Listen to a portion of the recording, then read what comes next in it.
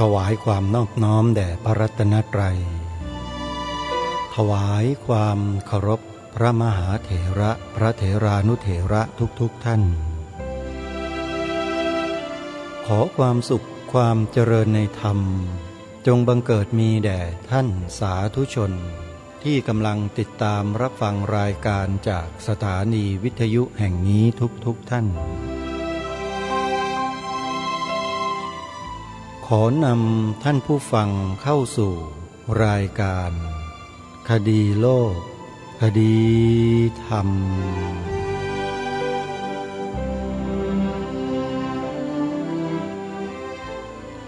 พบกันวันนี้วันขึ้น7 ค่ำเดือน12วันนี้ตรงกับวันจันทร์ที่31 ตุลาคมพระพุทธศักราช2565รายการคดีโลกคดีธรรมมาพบกับท่านผู้ฟังเป็นปกติทุกวันจันทร์ถึงวันศุกร์และวันเสาร์อาทิตย์ทางสถานีวิทยุแห่งนี้ท่านผู้ฟังสามารถใช้โทรศัพท์มือถือระบบ Android ดาวน์โหลดแอปพลิเคชันวิทยุพุทธศาสนาทั่วไทยเพื่อติดตามรับฟังรายการคดีโลกคดีธรรมและรายการที่น่าสนใจอื่นๆอีกเป็นจำนวนมากได้ตลอด24 ชั่วโมงแอปพลิเคชันนี้ได้รวบรวมสถานีวิทยุพระพุทธศาสนาแห่งชาติคลื่นต่างๆในทุกภูมิภาคของประเทศไทยไว้อยู่ในที่เดียวกันมากถึง38 สถานีทั่วไทยท่านอยู่ภาคไหนก็สามารถฟังวิทยุที่กำลังออกอากาศอยู่ในภาคของท่านได้เลยนี่คือความพิเศษของแอปพลิเคชันดังกล่าวรายการคดีโลกคดีธรรมจึงได้ประกาศในตอนต้นรายการทุกวันเพื่อไม่ให้ท่านนั้นพลาดโอกาสที่ดีดังกล่าวนี้หากท่านใดที่เพิ่งหมุนคลื่นมารับฟังก็จะได้ทราบในทันทีว่าสามารถฟังรายการต่างๆสถานีวิทยุต่างๆที่พระสงฆ์ท่านเป็นผู้บริหารเป็นผู้จัดตั้งขึ้นมาเปิดธรรมะออกอากาศตลอด24 ชั่วโมงญาติโยมก็จะได้ฟังธรรมอันนั้นตลอดเวลาที่ต้องการฟังเพราะฉะนั้นญาติโยมสาธุชนที่สนใจก็ช่วยกันบอกต่อให้ผู้อื่นดาวน์โหลดแอปพลิเคชันดังกล่าวนี้ให้เขาได้สดับรับฟังในสิ่งที่เป็นสาระสิ่งที่เป็นประโยชน์ร่วมกันข่าวสารข้อมูลที่เกี่ยวข้องกับกิจการพระพุทธศาสนาเราก็จะได้ติดตามข้อมูลข่าวสารเหล่านั้นได้ทันท่วงทีด้วยนี่คือช่องทางของการสื่อสารที่เราสามารถจะติดต่อสื่อสารซึ่งกันและกันได้โดยผ่านสื่อวิทยุพระพุทธศาสนาทั่วไทยเป็นแอปพลิเคชันที่อยู่บนหน้าจอโทรศัพท์มือถือของเรานี่เองอย่าลืมดาวน์โหลดกันไว้นะจะเป็นมหามงคลแก่ชีวิตอย่างยิ่งตลอด24 ชั่วโมง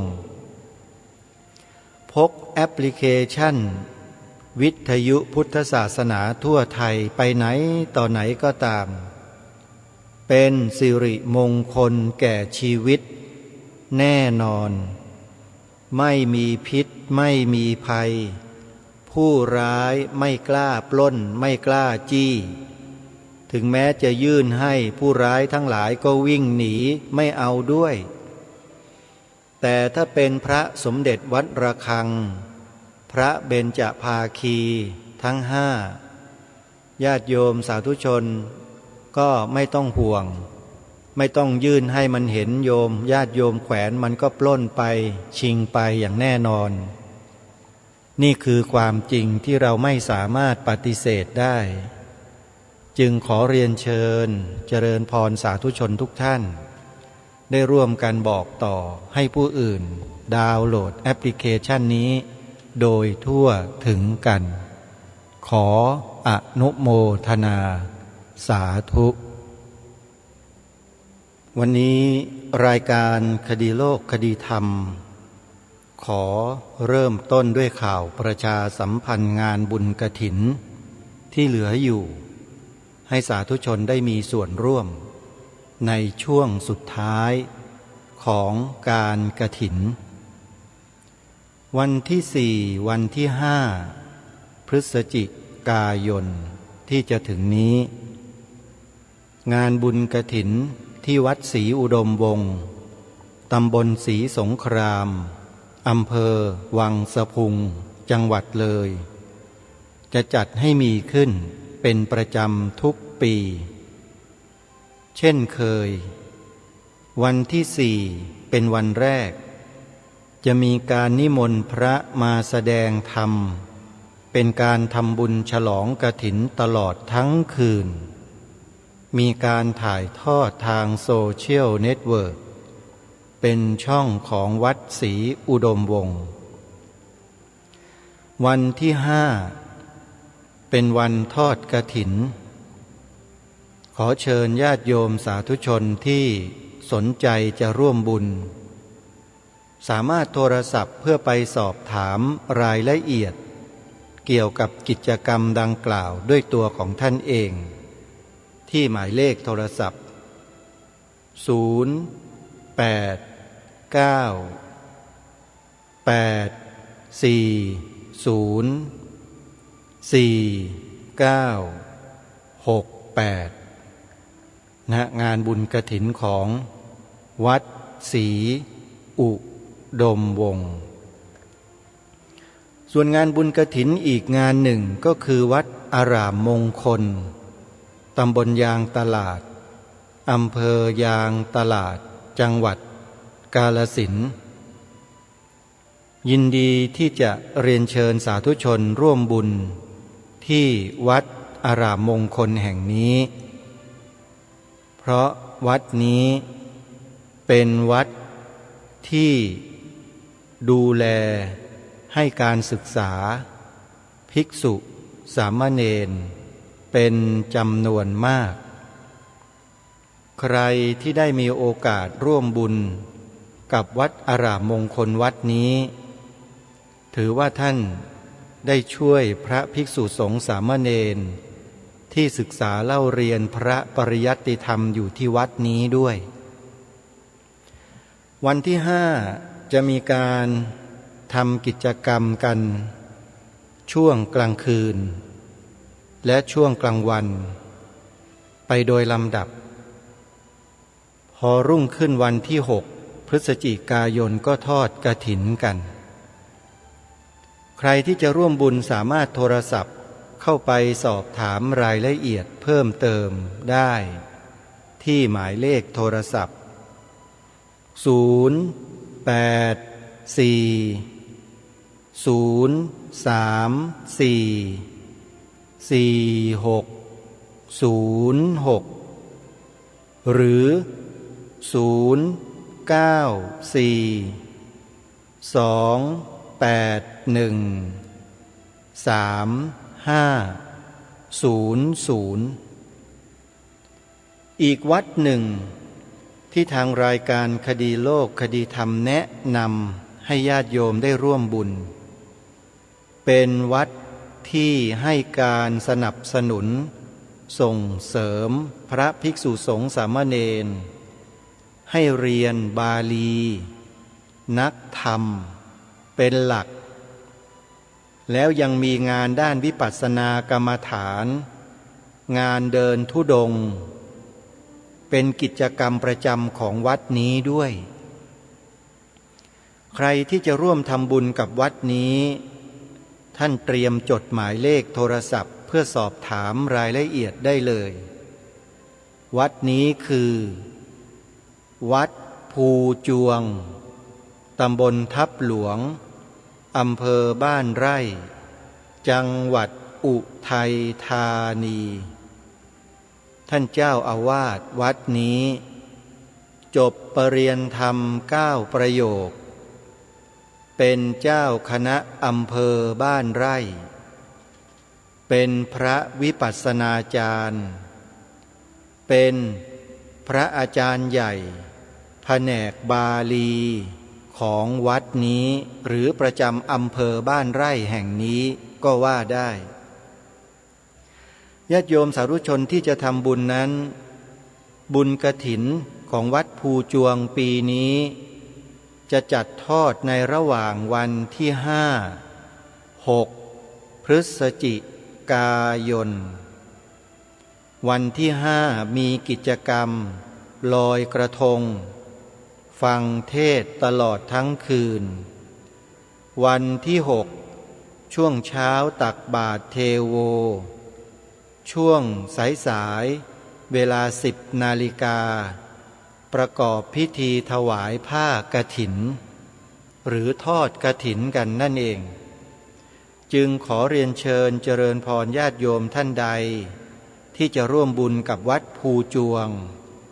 ให้ท่านโทรศัพท์เข้ามาสอบถามรายละเอียดหรือร่วมบุญได้ที่หมายเลขโทรศัพท์080-729-6734หรือ080-077-2477ก็ได้นะฮะนี่ก็เป็นงานบุญกฐินอีกงานหนึ่งที่รายการคดีโลกคดีธรรมแนะนำให้สาธุชนได้มีส่วนร่วมกันใครสะดวกที่ไหนก็ไปทำบุญกันที่นั่นและอีกหนึ่งกฐินที่อาตมาภาพจะเชิญชวนเป็นกรณีพิเศษเป็นบุญกฐินวันสุดท้ายของปีบุญกฐินวันสุดท้ายของปีนี้ตรงกับวันที่8 พฤศจิกายนกฐินสุดท้ายของปีที่อาตมาภาพมีส่วนร่วมในงานบุญนี้ด้วยขอเรียนเชิญเจริญพรญาติโยมร่วมบุญกันการทำบุญทอดกฐินครั้งนี้เป็นการทำบุญทอดกฐินเผยแผ่ธรรมเป็นหลักเพราะว่าวัดนี้เป็นวัดที่เผยแผ่พระพุทธศาสนาเป็นหลักเพราะวัดนี้เจ้าอาวาสท่านจบปริญญาเอกสาขาพระพุทธศาสนาจากมหาวิทยาลัยสงฆ์ปรริญญาธรรม5 ประโยคและจบอภิธรรมบัณฑิตเป็นพระวิปัสสนาจารย์ด้วยญาติโยมสาธุชนทุกท่านในปีนี้วัดนี้ได้เปิดโอกาสให้สถานีโทรทัศน์ดีทีวีที่อาตมาภาพเป็นผู้บริหารเป็นพิธีกรในรายการสดหนึ่งเดียวคือตระเวนคนตระเวนธรรมไปร่วมกิจกรรมที่วัดแห่งนี้เป็นปีที่2บุญกฐินดังกล่าวก็คือบุญกฐินของวัดสามชุกอำเภอสามชุกจังหวัดสุพรรณบุรีจะจัดให้ทอดกฐินในวันที่8 พฤศจิกายนนี้ ในเวลาบ่ายโมงตรงพอเสร็จงานบุญกฐินวัดนี้จะจัดบวชเนกขัมมะเชิญชวนญาติโยมปฏิบัติธรรมถือศีล8อีก3 วันต่อเนื่องจากงานบุญกฐินไปสิ้นสุดลงในวันที่11 พฤศจิกายนถ้าหากสาธุชนท่านใดที่สนใจจะร่วมปฏิบัติธรรมในงานบุญกฐินที่วัดสามชุกญาติโยมเดินทางไปที่งานแล้วอยู่ปฏิบัติธรรมได้เลยเตรียมชุดขาวผ้าขาวเตรียมเครื่องบริขารที่ใช้ประจำตัวของตนเองไปด้วยทางวัดก็มีอาหารเลี้ยงมีน้ำมีห้องน้ำให้อาบมีที่พักญาติโยมก็เตรียมสิ่งที่จำเป็นเฉพาะตัวไปและงานบุญกฐินครั้งนี้ใครที่จะร่วมทำบุญกับวัดสามชุกท่านสามารถโทรศัพท์เข้าไปร่วมบุญได้ด้วยตัวของท่านเองที่หมายเลข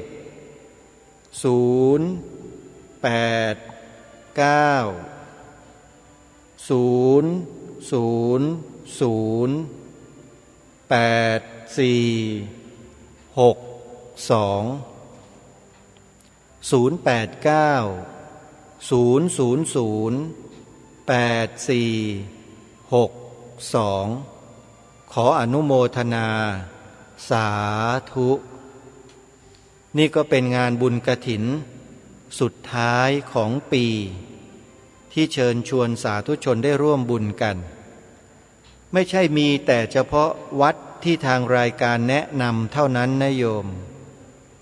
วัดอื่นๆอีกเป็นจำนวนมากที่ทอดกฐินกันในระหว่างวันและเวลาที่กล่าวมาตรงกันมีมากมายหลายวัดญาติโยมสะดวกที่ไหนทราบที่ใดจัดงานบุญกฐินในวันดังกล่าวญาติโยมสะดวกก็ไปทำบุญที่วัดนั้นได้บุญเหมือนกัน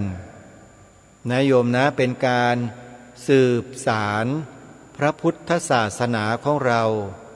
ให้ยืนยาวคงมั่นต่อไปในภายภาคหน้าเหล่าบรรดาพระภิกษุสงฆ์สามเณรที่บรรพชาอุปสมบทเข้ามาในพระศาสนาจะได้มีกำลังในการสืบสารพระพุทธศาสนากันต่อไปเพราะงานบุญของเรานี่แหละทีนี้มันมีพวกดราม่าเนี่ยก็ชอบดราม่ากันเหลือเกินเที่ยวไปโพสต์เที่ยวไปออกไลฟ์สดทาง YouTube บ้างทาง Facebook ไลฟ์บ้างทาง TikTok บ้างทางเรียลบ้างอะไรต่างๆแล้วก็พูดในลักษณะในทำนองที่ไม่เห็นด้วยแล้วก็บิดเบือนไม่ต้องการให้ญาติโยมสาธุชนทำบุญกฐินอย่างที่เราเคยทำกันมาหรือพูดง่ายๆก็คือไม่ต้องการให้เราบริจาคเงินแม้แต่บาทเดียวให้ทุกคนขนผ้าไปจากบ้านผ้าอะไรก็ได้ผ้าขี้ริ้วเศษผ้ากองขยะขยะอันเนี้ยไปถวายพระเขาบอกว่าทำแบบนั้นน่ะถูกต้องตามพระวินัยแต่การถวายปัจจัยถวายเงินในงานกฐินในงานพระป่าเนี่ยเป็นการกระทำผิดเป็นการทำลายพระพุทธศาสนาอย่างโน้นอย่างนี้อย่างนั้นยกเมฆยกแม่น้ำทั้ง8มากล่าวมาว่ามั่วไปหมดเลยอาตมาภาพก็เลยเขียนข้อความลงในเฟซบุ๊กส่วนตัวมอบให้แก่คนพวกนี้ไปเรียบร้อยแล้วไม่รู้เหมือนกันว่าคนพวกนี้จะได้อ่านหรือเปล่าถ้าใครติดตามเฟซบุ๊กของอาตมาภาพเห็นข้อความนี้แล้วโยมช่วยก๊อปปี้ช่วยแชร์ไปออกไปหน่อยนะโยมนะเผื่อว่าคนเหล่านั้นจะได้เห็นบ้าง อาตมาภาพนึกอะไรได้ก็เขียนไปอย่างนั้นแหละโยมไม่ได้มีความรู้อะไรหรอกอาศัยความที่เรียกว่ามีประสบการณ์มาพอสมควรที่ได้ติดตามข่าวสารข้อมูลในลักษณะเช่นนี้มาตลอดก็เลยคิดว่าน่าจะมีข้อความอะไรสักเล็กๆน้อยๆมอบให้กับคนเหล่านี้ในช่วงทอดกฐินกันสักนิดหนึ่งก็เลยโพสต์ข้อความที่เป็นบทกลอนเอาไว้1 คาถาว่าบุญกฐินสาระจริงอยู่ที่ผ้าแต่มูลค่ามันไม่ใช่ผ้ากฐินยุคมันเปลี่ยนไม่ได้แลกผืนผ้ากินคนยุคหินเห็นแค่ผ้าว่าสำคัญแล้วก็วงเล็บไว้ว่าหลงยุคอันนี้อาตมาภาพไม่ได้ด่าไม่ได้ว่าไม่ได้ใช้คำสบถหยาบคายนะโยมเพียงแสดงความคิดเห็นสำหรับคนที่มองว่าการทอดกฐินไม่ต้องจ่ายเงินไม่ต้องควักเงินไม่ต้องถวายเงินเนี่ยมันจริงๆแล้วมันไม่ใช่พระศาสนาในยุคนี้ที่อยู่มาได้ถึงวันนี้เนี่ยส่วนมากเป็นเพราะญาติโยมถวายเงินถวายปัจจัยให้กับวัดแล้ววัดก็แปลสภาพเงินนั้นไปเป็นวัตถุต่างๆที่สมควรแก่สมณะบริโภคที่สมควรแก่วัดวาอารามที่จะรักษาสืบสารพระศาสนาเอาไว้ได้ถ้าบรรดาญาติโยมไม่ถวายปัจจัยไม่ถวายเงินมาเช่นนี้ถวายแต่ผ้าถวายแต่ผ้าถวายแต่ผ้าปีไหนก็นำผ้ามาถวายโยมลองคิดดูทีสิว่ากองผ้าขนาดมหึมาเนี่ยพระสงฆ์เราจะต้องทำโกดังเก็บใหญ่แค่ไหนในวัดและผ้าเหล่านั้นมันจะอยู่ได้สักกี่ปีมอดปลวกแมลงหนูแมลงสาบมันไม่กัดกินจนขาดวิ่นเละเทะไปหมดเลยเชียวหรือญาติโยมลองพิจารณาดูให้ดีแล้วผ้าเหล่านั้นถามว่านำไปจ่ายค่ากระแสไฟฟ้าค่าน้ำค่าอาหารค่าสารพัดสารเพที่วัดจะต้องใช้ต้องจ่ายเนี่ยเอาผ้าไปแลกได้ไหมโยมมีโยมคนไหนจะรับผ้าแทนเงินบ้างไหมเวลาขายของเดี๋ยวอาตมาภาพจะได้เอาผ้าไปแลกมีไหมโยมไม่มีคนพวกเนี้ยที่ต่อต้านงานบุญกฐินของพวกเราเนี่ยนะโยมเป็นพวกที่หลงยุคก็ไม่ใช่ใครอื่นหรอกกลุ่มเดียวกันกับที่ท่านพระอาจารย์มหาอุเทนปัญญาปริทัตท่านได้เจริญพรมาแล้วนั่นแหละพวกทูตเทวทัตทุจินทั้งนั้นเลยเครือข่ายเดียวกันญาติโยมยังไปหลงเชื่อกันอีกหรือเปล่าหรือว่าเลิกหลงเชื่อกันไปแล้วอนุโมทนาด้วยนะที่ไม่หลงเชื่อพวกนี้พวกทูตเทวทัตทุจินเนี่ยอาตมาภาพว่าคนพวกนี้ไม่ได้มีเจตนาที่ต้องการมาส่งเสริมมาคุ้มครองมาปกป้องพระพุทธศาสนาของเราจริงหรอกมันเป็นแค่ความหลอกลวงฉาบทาอยู่ข้างหน้าเท่านั้นเอง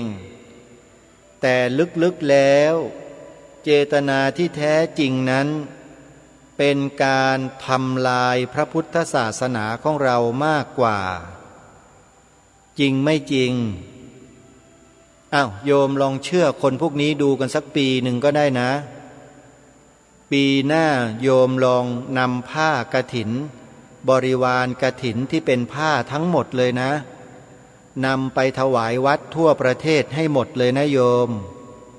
แล้วโยมลองนึกดูลองคิดดูนะพอถวายผ้ากฐินเสร็จโยมก็กลับบ้านกันให้หมดเลยและเสร็จแล้วก็ปล่อยให้พระท่านเนี่ย ขนผ้าของญาติโยมที่ขนมาจากไหนต่อไหนเนี่ยเกิดกองพเนินเทินทึกอยู่ที่หน้าอัสงฆ์ท่านเนี่ยนะทยอยกันนำไปเก็บไว้ในโกดังเก็บไว้ในที่ที่เหมาะที่ควรหรือไม่ควรก็แล้วแต่โยมลองนึกดูทีเถอะว่าปีนั้นพระสงฆ์และวัดวาอารามของประเทศไทยของเราจะเจอกับอะไรลองนึกดูลองคิดดูให้ดีถ้าเชื่อไอ้พวกทูตเทวทัตทูตจินพวกเนี้ยแค่ปีเดียวนะ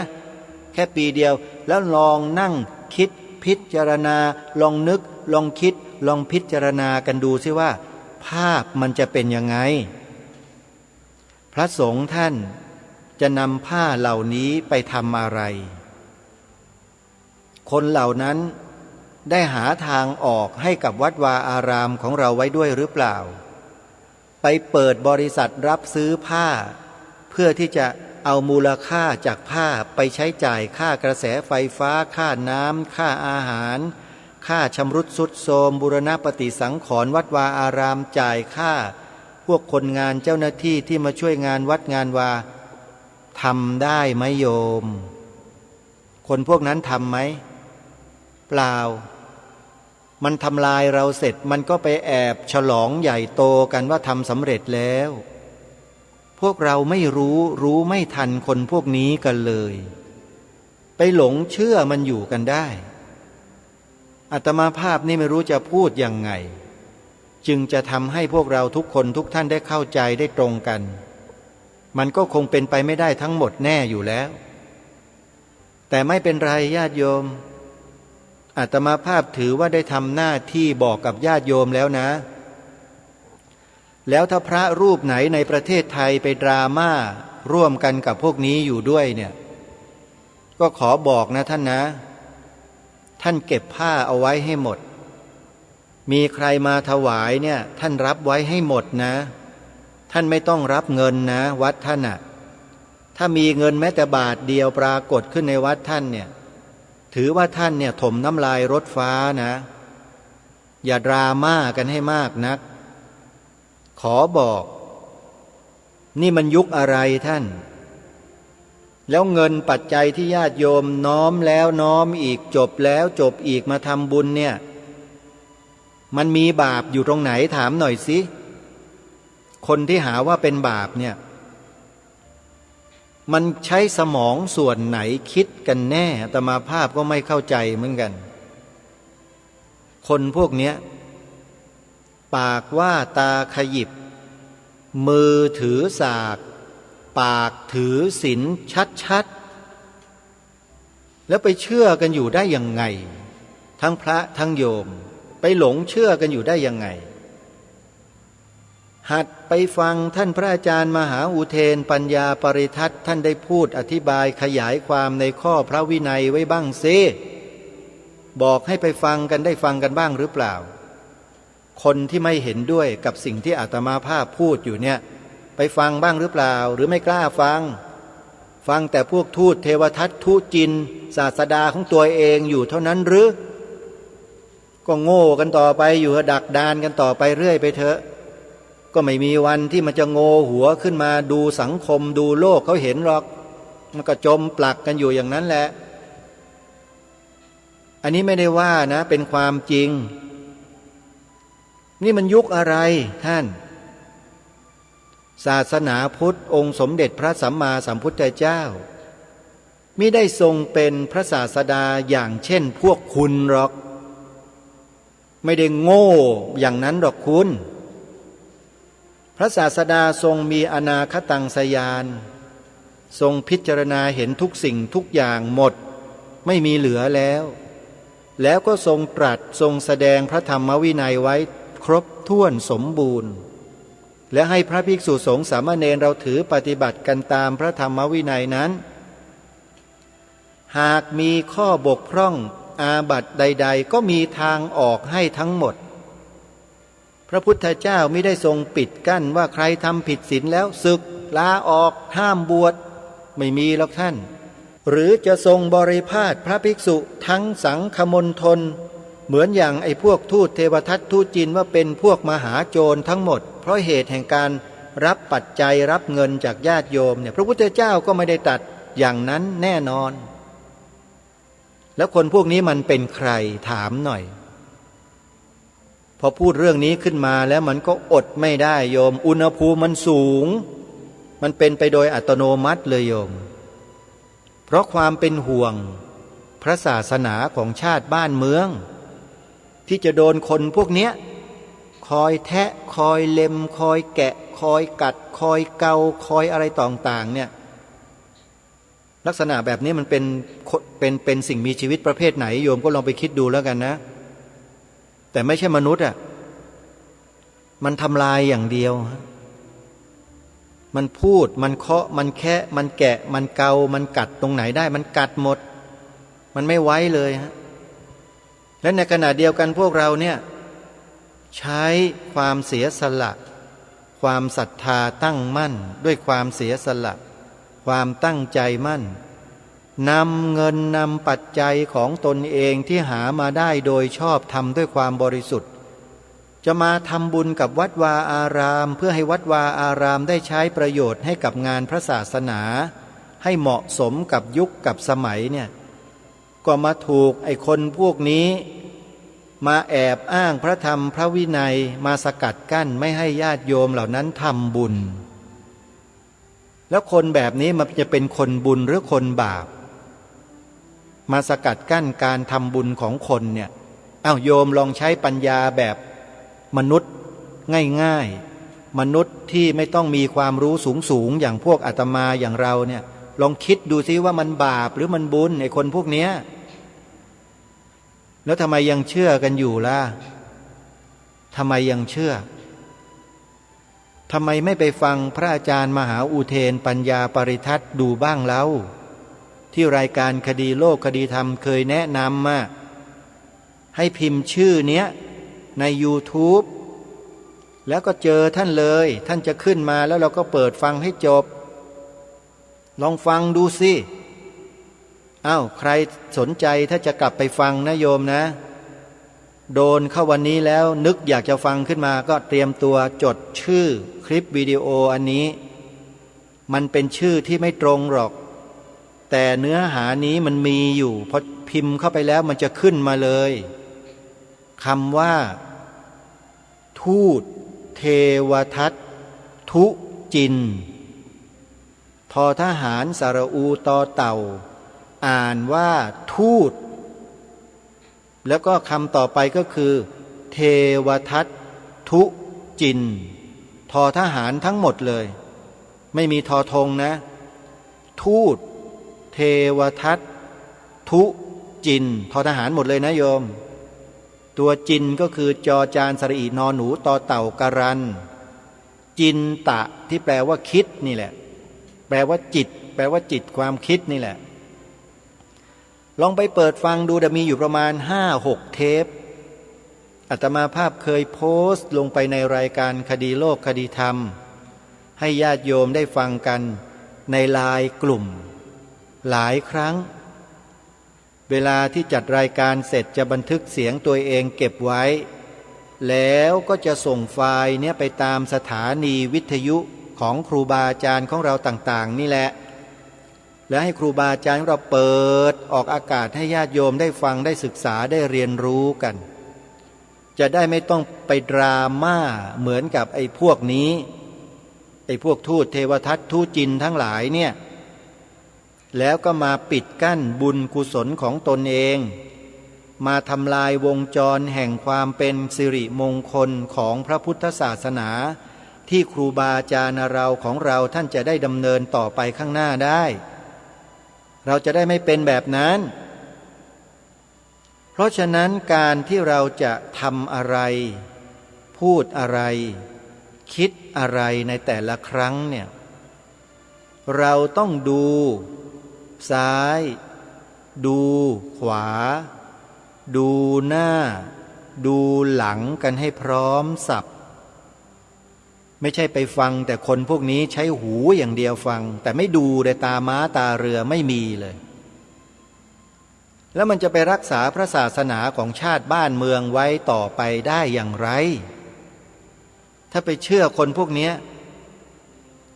โอ องค์พระบาทสมเด็จพระมงกุฎเกล้าเจ้าอยู่หัวตรัสเตือนชาวพุทธของเราไว้เมื่อ100 กว่าปีที่ผ่านมามีหลักฐานปรากฏอยู่ในบทพระราชนิพนธ์เทศนาเสือป่ากันที่8ที่มีชื่อว่าประวัติการแห่งพระพุทธศาสนา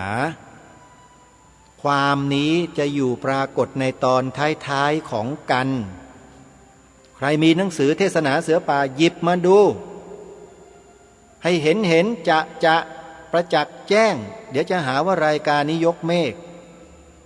พระองค์ตรัสไว้อย่างไรญาติโยมความตอนหนึ่งว่าผู้ที่คนอื่นเขาส่งเข้ามาปลอมแปลงเพื่อทำลายพระพุทธศาสนาเราทั้งหลายต้องคอยระวังรู้เท่าไว้จึงจะควรทรงตรัสรับสั่งแบบบังคับเลยถ้ารู้ไม่เท่าทันนี้ไม่ควรอย่างยิ่งต้องรู้เท่าทันจึงจะควรแต่ส่วนมากชาวพุทธเรารู้ไม่เท่าทันคนพวกนี้เลยมองไม่ออกพอมันอ้างว่าเป็นคนพุทธเป็นอาจารย์เป็นผู้มีความรู้เชื่อหมดเชื่อแบบสนิทใจเลยนะเชื่อแบบโง่หัวกันไม่ขึ้น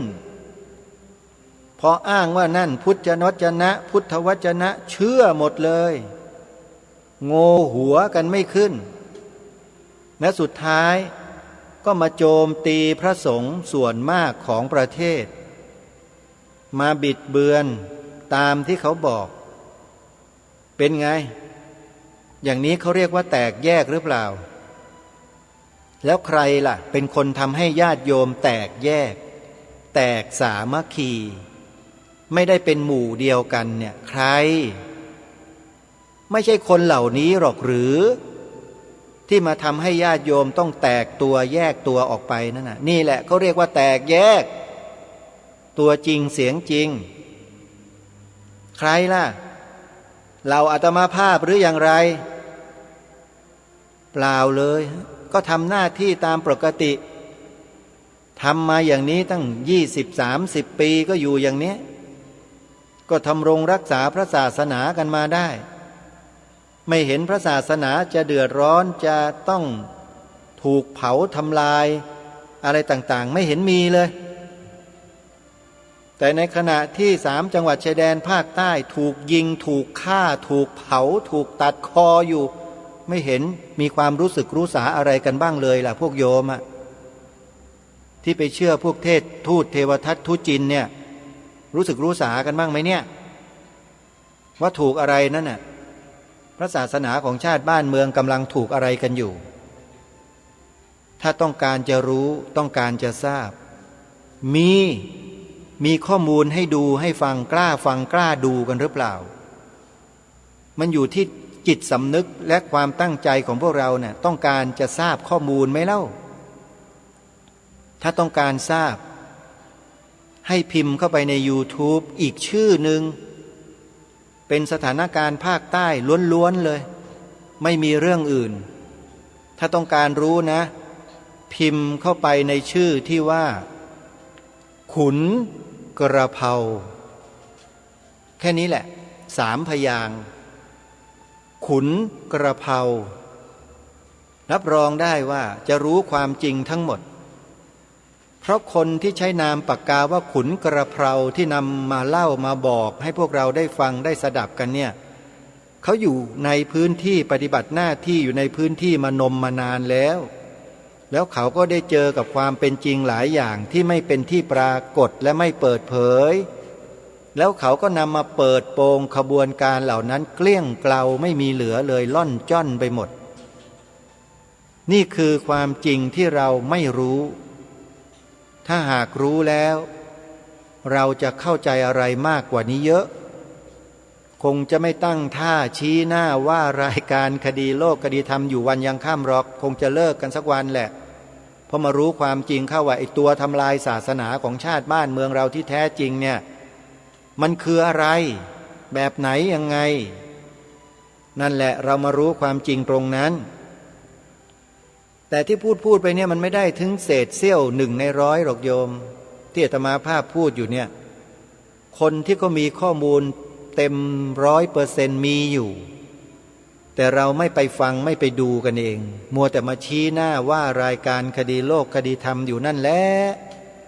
แล้วก็ไปพูดเม้ามอยกันไปดราม่ากันไปเรื่อยเนี่ยคนพวกนี้ญาติโยมต้องระวังกันด้วยนะใครที่โจมตีรายการคดีโลกคดีธรรมอยู่บ่อยๆเนี่ยโยมต้องระวังคนพวกนี้ให้ดีเชียวนี่แหละจะเข้าข่ายรัชกาลที่6ที่ตรัสไว้ผู้ที่คนอื่นเขาส่งเข้ามาปลอมแปลงเพื่อทำลายพระพุทธศาสนาเราทั้งหลายต้องคอยระวังรู้เท่าไว้จึงจะควรให้น้อมเกล้าน้อมกระหม่อมพระราชดำรัสของพระองค์ท่านมาใส่เกล้าใส่กระหม่อมด้วยนะโยม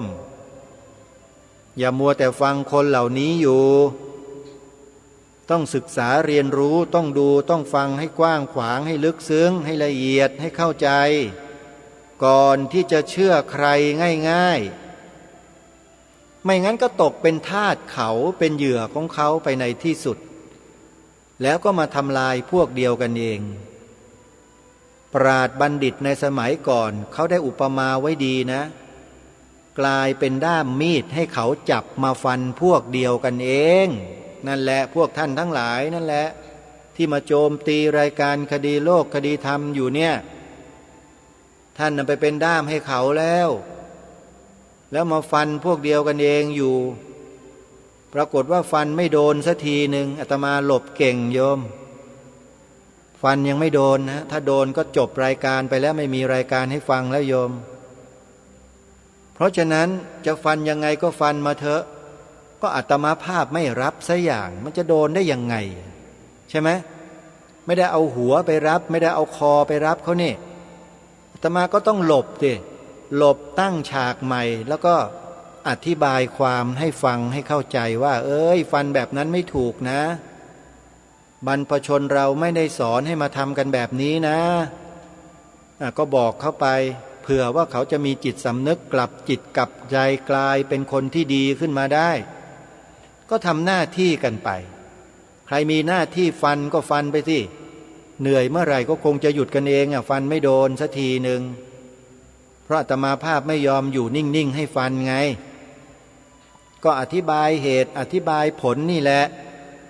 แล้วก็บอกให้ไปติดตามคลิปไปติดตามข้อมูลให้ทุกคนได้ศึกษาได้เรียนรู้ได้ดูได้ฟังจะได้ความรู้อะไรใหม่ๆเพิ่มขึ้นมาเยอะๆก็จะได้ไม่ตกเป็นเหยื่อของคนเหล่านี้ไปอีกตลอดการชั่วการประวัติศาสตร์ยาวนานจะได้หลุดจากวงจรเหล่านั้นออกมาก็เท่านี้เองเป็นการช่วยญาติโยมด้วยซ้ำไปใช่ไหมไม่ได้ทำลายนะเนี่ยช่วยกันโยมช่วยทำในสิ่งที่ดีที่เป็นประโยชน์อะไรที่มันเป็นโทษอย่าไปหยิบอย่าไปยกมันขึ้นมาทำลายกันมันดีที่ไหนเล่าคนที่เอาแต่สิ่งที่ไม่ดีคนอื่นมากล่าวมาว่าแล้วมาโจมตีใส่ร้ายป้ายสีกันเนี่ยมันดีไหมโยมดีโยมลองดีโยมลองโดนดูบ้างดิมีคนเขาใส่ร้ายป้ายสีโยมโจมตีโยมอยู่ทุกวันเนี่ยโยมจะรู้สึกยังไงเอาใจเขามาใส่ใจเราบ้างดิไอ้ใจเขาในที่นี้ก็คือเอาใจพระไปใส่ใจตัวเองบ้างดิโดนพวกนี้กล่าวหาอยู่ทุกวันว่าเป็นมหาโจรกันอยู่เนี่ยลองเอาใจเขามาใส่ใจเราดูบ้างแล้วจะรู้ว่าเป็นอย่างไรที่ธรรมภาพมาจัดรายการผู้รายการในลักษณะเช่นนี้เนี่ยเพื่อจะกระตุ้นเตือนพวกเราทั้งหลายที่กำลังจะหลงทิศหลงทางไม่ให้หลงทิศหลงทางกันไปอีกให้หยุดอยู่เท่านี้แล้วได้รู้สึกได้สำนึกในสิ่งที่ครูบาอาจารย์ในสิ่งที่องค์บุรพมหากษัตริย์ท่านได้ตรัสเตือนพวกเราไว้ให้ระวังคนพวกนี้ให้ดีๆเราต้องควรอย่างยิ่งจะต้องระมัดระวังกันช่วยกันอาตมาภาพก็ทำหน้าที่ตามแนวพระราชดำริตามรอยเบื้องพระยุคลบาทของพระองค์ท่านอ อาตมาภาพไม่เคยที่จะเชื่อหรือคล้อยตามใครอาตมาภาพถ้าไม่ได้ข้อมูลในเชิงประจักษ์ไม่ว่าจะเป็นเรื่องหลักธรรมคำสอนไม่ว่าจะเป็นเรื่องของบุคคลที่กระทำการใดๆก็แล้วแต่อาตมาภาพจะไม่หยิบยกมากล่าวมาพูดมาแสดงและไม่เชื้อเชิญพวกท่านเราทั้งหลายเนี่ยให้ไปติดตามข้อมูลเด็ดขาดเพราะมันเสียหายฮะไปทำไมเราไม่รู้จริงแล้วเราไปพูดมันทำไมใช่ไหมถ้าเราไม่รู้เรื่องนั้นจริงเราก็ไม่พูดเราก็ไม่มารณรงค์ไม่บอกแต่คนที่ไม่รู้อะไรจริงๆเนี่ยรู้อยู่แค่ส่วนเดียวแต่ไม่รู้ในส่วนที่อาตมาภาพรู้เนี่ยไอ้นั่นลักษณะเช่นนั้นเขาเรียกว่าไม่รู้แล้วเที่ยวมาชี้ไอ้แบบนี้มันไม่ใช่ดีนะมันมีแต่จะสร้างความแตกแยกให้เกิดขึ้นอาตมาไม่ได้สร้างความแตกแยกกำลังสร้างความสมัครสมานสามัคคีเป็นน้ำหนึ่งใจเดียวเป็นเกลียวเดียวกันมาช่วยกันปกป้องรักษาความเป็นวัฒนธรรมประเพณีของคนไทยของเราชาวพุทธไทยของเราเอาไว้อย่าให้มันสั่นคลอนอย่าให้มันกระจัดกระจายแตกแยกที่พูดนี่พูดเพื่อช่วยกันรักษาความมั่นคงไว้ไม่ให้หวั่นไหวไปตามกระแสของคนพวกนี้ถ้าใครอยากรู้จักคนพวกนี้ลึกๆโน่นไปฟังคลิปที่มีชื่อธนวัฒน์โจกกระโทกนู่นบอกให้ไปฟังเนี่ยไปฟังกันบ้างจะได้รู้จักคนพวกนี้เพราะไม่เช่นนั้นก็ถูกกรอกหูแล้วก็เชื่อเขาอยู่ทุกวันมองเขาว่าเป็นคนเลิศประเสริฐศรีดีเหลือเกินอยู่นั่นแหละเพราะไม่รู้พื้นฐานไม่รู้รากฐานรากเหง้าของคนพวกนี้ไงก็เลยไปหลงเชื่อเขาอยู่รัชกาลที่6ก็ตรัสเตือนไว้แล้วนี่ผู้ที่คนอื่นเขาส่งเข้ามาปลอมแปลงเพื่อทำลายพระพุทธศาสนาเราทั้งหลายต้องคอยระวังรู้เท่าไว้จึงจะควรตรัสบังคับไว้เลยนะเห็นไหมจึงจะควรนะแต่ถ้ารู้ไม่เท่าทันนี่ไม่ควรอย่างยิ่งเลยแล้วรายการนี้พูดผิดตรงไหนเล่าที่มาบอกกับญาติโยมให้รู้เท่าทันคนพวกนี้ผิดไหมโยมถ้าโยมยังหลงยังเชื่อเขาอยู่ว่าเป็นคนดีเนี่ยแปลว่าโยมไม่ได้ดูข้อมูลที่แนะนำให้ไปดูเลยก็เลยไม่รู้ความจริงเพราะฉะนั้นก็งมโข่งต่อไปเถอะนะก็งมไปกับคนพวกนี้ต่อไปก็แล้วกันอาตมาภาพก็ไม่รู้จะทำยังไงเหมือนกันพยายามแล้วพูดยังไงโยมก็ยังไม่ยอมถอนตัวออกมาจากคนพวกนี้ก็ยังไปหลงเชื่อไปเป็นทาสเขาอยู่นั่นก็ไม่รู้จะทำยังไงแล้วล่ะก็ต้องปล่อยไปตามยถากรรมให้กรรมเขาดำเนินไปของเขาแล้วกันแต่การกระทำกรรมของเราเนี่ยที่ทำที่พูดที่คิดอยู่เนี่ยเขาเรียกเป็นการกระทำกรรมของเราเนี่ยนะเราก็ใช้ความเพียรทำต่อไป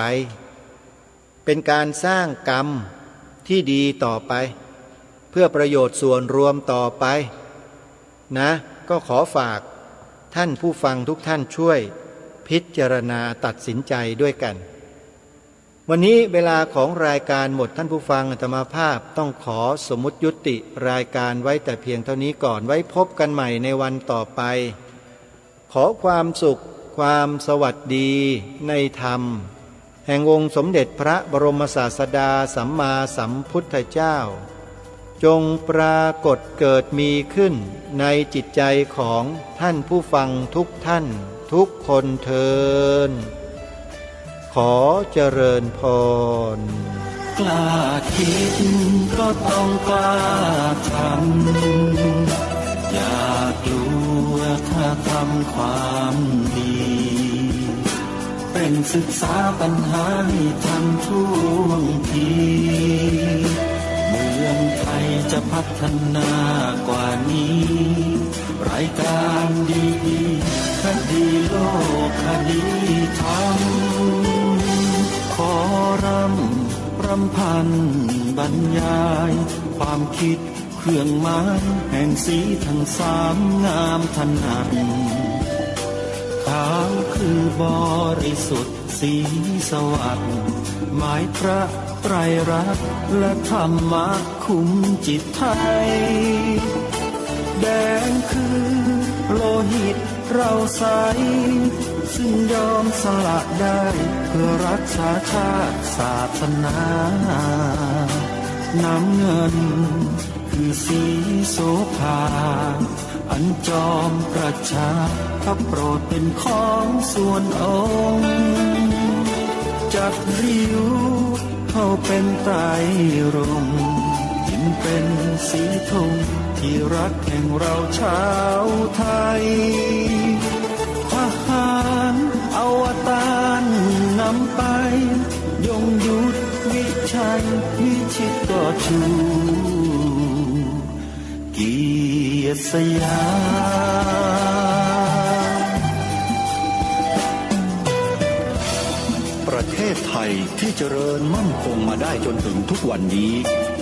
มิได้เกิดขึ้นจากความหวาดกลัวอย่างคลาดเขลา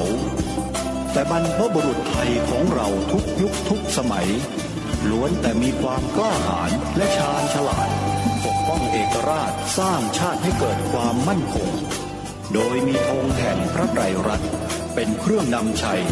จึงเป็นที่มาที่ไปของรายการคดีโลกคดีธรรมกล้าคิดก็ต้องกล้าท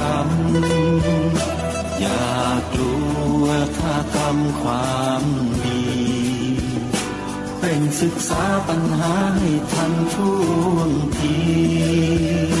เมืองไทยจะพัฒนากว่านี้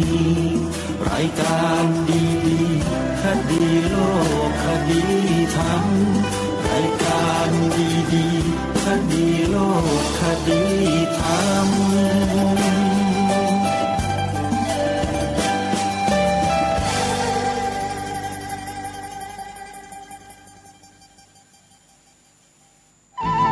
ที่จบไปแล้วนั้นเป็นรายการคดีโลกคดีธรรมดำเนินรายการโดยพระครูปลัดณรงค์ฤทธิ์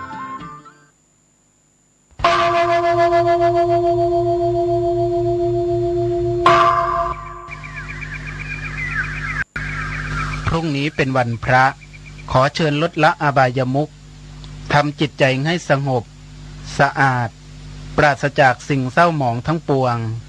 เข้าวัดฟังธรรมแล้วไหว้พระสวดมนต์ตามสมควร